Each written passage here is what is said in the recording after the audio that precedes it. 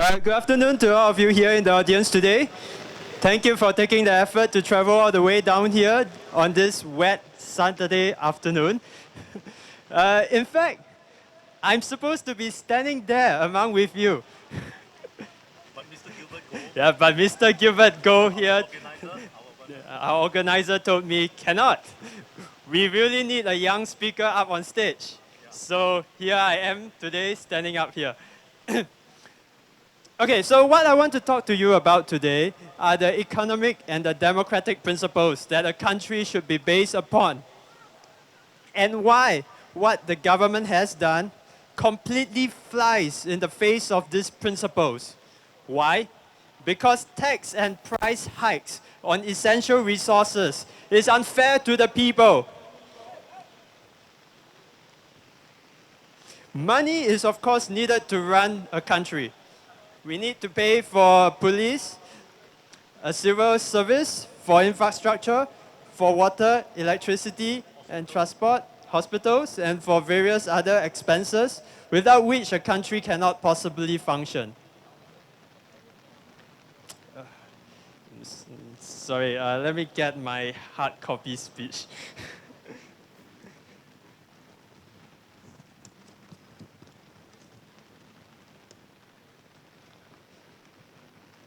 So, the budget is the time that we need to split the bill.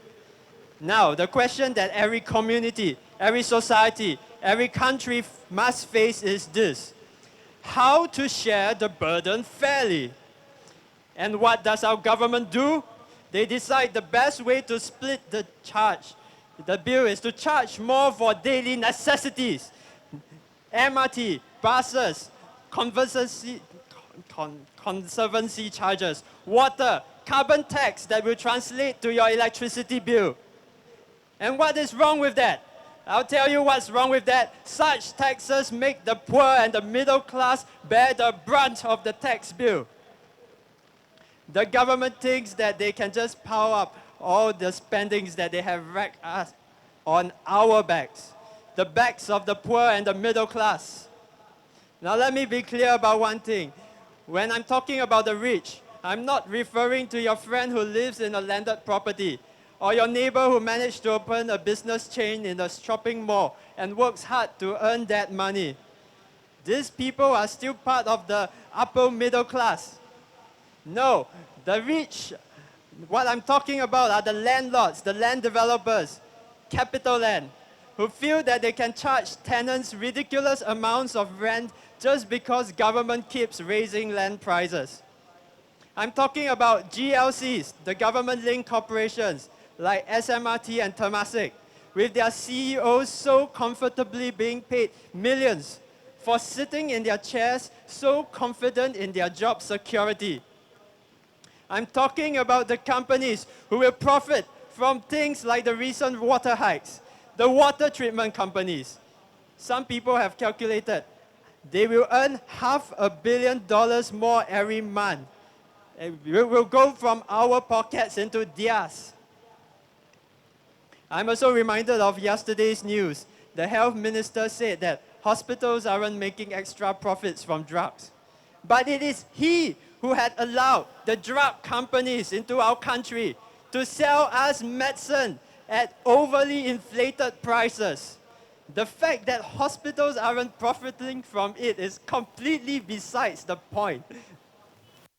And when these people make money, what do? They invest it back into their own stocks. Why not?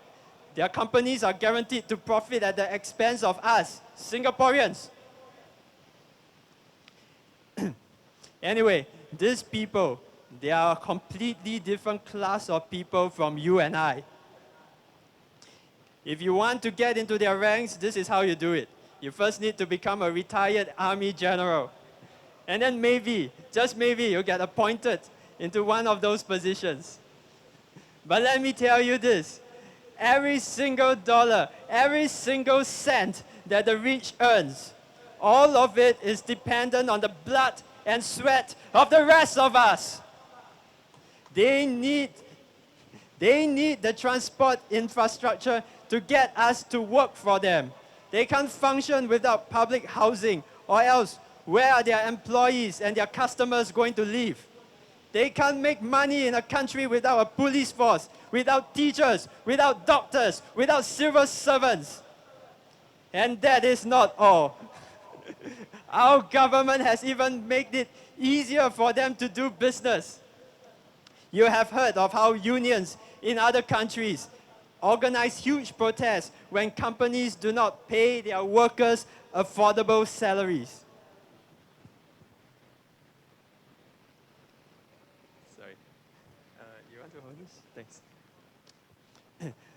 What do we have here in Singapore? This union called the NTUC, which sometimes you don't even know if they're on the side of the workers or the side of the companies. Furthermore, the government has also allowed businesses to hire cheaper foreign workers, saving businesses huge amounts of money. Not to mention that each foreign worker in the office means one less job for our own Singaporeans. And that the increased competition for jobs means that Singaporeans' salaries are decreased all over the board. These rich businesses need to pay their fair share for all the services and all the additional benefits that Singapore is providing for them to operate. But our government decides that it is we the people who should pay for it instead. Now, the PAB may have forgotten this basic principle of economics, but the people sure haven't forgotten. We are reminded of it every single time we are forced to pay an even higher portion of the tax bill. Today, we face the same kind of situation that the Americans faced during their independence. Back then, the British has even their own GLC, their own government-linked corporation. I'm sure you have heard of it. It's called the East India Company. It was making tons of money at that time. They grow tea and spices cheaply in India. They trade silk and porcelain with China. But was that profits enough for the British? No. Even though America was a colony of Britain, when all these goods arrived in America, the people had to pay extra for them. And not just that, the British raised their land tax, they raised their business tax, they raised their rentals. Everything that they can get their hands on, they took and sent it back to their king in England. And what was the response from the Americans? They stood up and told the British this: the king cannot have any more of their hard-earned efforts. If the British wish to collect more taxes, then the British must face the guns of the Americans. The Americans wouldn't give the fruits of their labor up without a fight. In Singapore, the PAP are doing just the same thing, trying to find that sweet spot to tax its citizens so that 50% of us will still continue to vote for them. Just like the British, they think that they can keep on increasing the cost of living and that we will take it lying down. Sitting there in Parliament teasing us, what are we going to do about it, since they have control over the Parliament? Well, let me ask you this: are you going to take it lying down?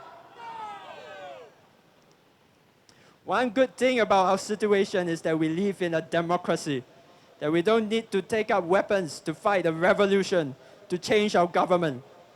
It all boils down to whether you, the people, want the government to change. Ask yourselves, are those the people who deserve to be in government? The useless ministers.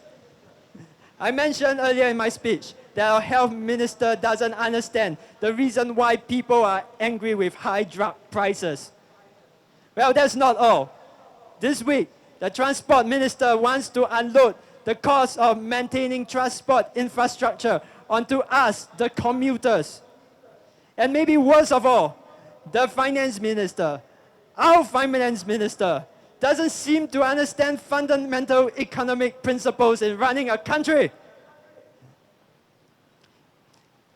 And what's more, we have members of parliament that are out of touch with the ground.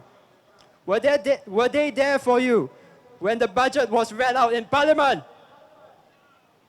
Did they voice your concerns when the ministers tried to shove all these tax hikes down your throats?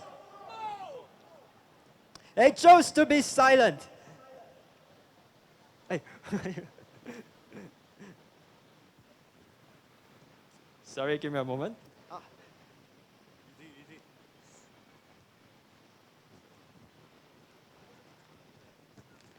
They chose to be silent, and they did not bother to fight for the people. These are not the actions of representatives of the people. They are the actions of puppets. They don't feel, they don't think, they don't speak. They're just dancing to the strings of the puppet master. As for the puppet masters, running the government is like some sort of game to them, raising prices whenever they wish. They treat us, the citizens, like game pieces, chess pieces, sacrificial pawns to be ordered about and to be consumed, eaten up by the next price hike, all just to protect the king that is sitting at the back row with his fat wallet. So now, the question you might ask is, why about a young boy like me? How did I come into politics? Why am I standing here talking to you? What is my stake in all these issues? Why have I placed my career and my future at risk, sacrificed my weekends meeting residents, spent the effort to participate in all these kinds of events? It's not just because it is something that I believe in. Yes, that's a part of it. But I also understand that it's difficult for voters to cast their votes for candidates that they don't trust. Well, 30% of you may be willing to do so, but that alone isn't enough for change. And so, if a person feels that he or she possesses the ability to serve in parliament, but chooses not to do so, then the person has to bear the consequences of that action. For myself, I'm a person who lives my life according to principles. And I could never live with myself with the knowledge that I had turned my back away from the people at a time when you needed representatives that you can trust. I understand that there are various conditions that prevent many capable people from stepping up, and I don't blame them for it. But if you're one such person, know that you're not alone. Allow me to share one of the articles I had written after my Sunday walkabouts. So, one of the Sundays, greeted residents at New Upper Changi Road Food Center. We had encountered much outrage and anguish amongst residents over the 2017 budget. The issue that they were most concerned with was, of course, the increase in water prices. There is no doubt the people are visibly upset by their lack of representation in government. No consultation had been done with them. There was a lack of effort in trying to understand their pain and suffering. The explanations provided in Parliament hardly resounded with them, and their wishes were ignored. Yet still, they are expected to swallow down the recent price hikes. There is a cry amongst the people that cannot be denied. The people demand that the voices be heard. For too long have they been neglected, grudgingly witnessing price increase after price increase. Each year, the cost of living has grown increasingly more unbearable for the average citizen. Yet they are greeted with just a strange silence in Parliament. In previous years, many had resigned themselves to political indifference. But it's clear on the ground that an increasing number of people are no longer willing to stomach this arrangement with their government. They desire for a change in the manner which their elected officials govern them. They demand representation. Okay, that's the end of the article. So, besides that, on other days, I have also met residents stating how ridiculous it is to pay high salaries for incompetent ministers. So know that you are not alone in this. The people are on your side. I know that there are those of you here who are concerned about job security or fear the retaliation for opposing the government. But know this, those conditions are exactly what I'm fighting against. What we are fighting against. Never again must Singaporeans be subjected to these fears that arise from the atmosphere that our very own government had created. Our government, a democratic government, is elected to represent the people.